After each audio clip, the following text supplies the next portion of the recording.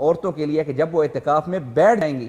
تو اب غیر ضروری اس جگہ سے گھر کا راؤنڈ نہیں لگانا، اچھا کچن کی طرف نہیں آنا،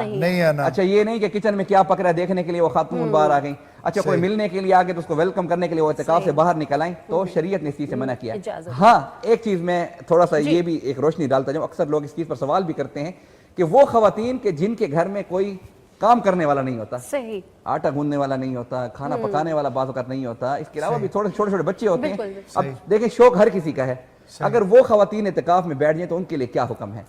تو پھر میں یہ بھی ضروری سمجھتا ہوں بتانا کہ ان کے لیے یہ حکم ہے کہ وہ اعتکاف گاہ جسے کہتے ہیں تھوڑی سی بڑی جگہ بے شک مخصوص کر لیں اپنے لیے، تو اس کے اندر رہتے ہوئے وہ آٹا بھی گوند سکتی ہیں، وہ گھرداری کے کام مینز کہ کھانا بھی پکا سکتی ہیں، حتیٰ کہ بعض اس میں یعنی جو اجازت دیتے ہیں محدثین حضرات کہ اس میں وہ کپڑے بھی دھو سکتی ہیں، لیکن اس دائرہ کار کے اندر رہتے جو ہے وہ سارے کام سر انجام دے سکتی ہیں۔